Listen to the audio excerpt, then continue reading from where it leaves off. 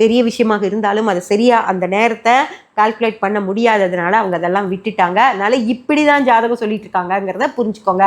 அது செய்யும், இது செய்யும், அதை செய்யும், அது வந்துருச்சு, இது இங்கே நிற்கிது, இதை பண்ணும் அப்படிங்கிறதெல்லாம் ஒன்றுமே கிடையாது. அந்த பாவங்கள் தான் ஃப்ரெண்ட்ஸ் உங்களுக்கு மிக சிறப்பாக வேலை செய்யும். ஒரு பாவம் நல்லா இருக்கணும். அந்த பாவம் நல்லா இருந்துருச்சுன்னா உங்களுக்கு பிரச்சனை இல்லை. அந்த கிரகம் கிடையாது. ஏன்னா 30 டிகிரிகள் கொண்டது ஒரு பாவம்.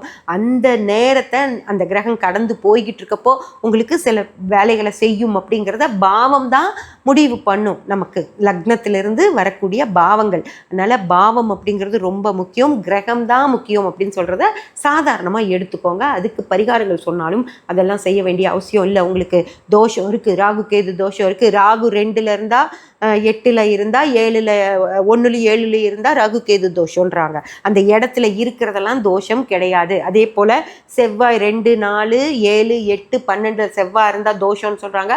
அதுவும் கிடையாது. ஏன்னா ஒரு கட்டத்தில் கிரகம் இருக்குது, அது சில வேலை செய்துனா இவ்வளோ பெரிய நிகழ்வு நடக்கும்போது ஏன் அதை சொல்லாமல் இருக்காங்க?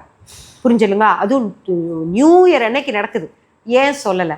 ஓகேங்களா? அதெல்லாம் அவங்களுக்கு இதே இல்லை. அவங்க சும்மா சொல்லிட்டுருக்காங்க. அந்த காலத்துலேருந்து இந்த இடத்துல இருந்தால் இந்த தோஷம்னு சொன்னாங்க. அதனால் அவங்க அதை சொல்லிக்கிட்டு இருக்காங்களோ தவிர அதில் என்ன பிரச்சனை வரும்னு கூட அவங்களுக்கு தெரியாது ஃப்ரெண்ட்ஸ். ஓகேங்களா? தயவு செஞ்சு இதையெல்லாம் நம்பிட்டு இதுக்கு பரிகாரங்கள் செஞ்சிட்ருக்காதீங்க. இதை சொல்லி தான் உங்களுக்கு புத்தாண்டு வாழ்த்துக்கள் சொல்லணும்னு நான் நினச்சேன். சொல்லிட்டேன். அனைவருக்கும் இனிய புத்தாண்டு நல்வாழ்த்துக்கள்.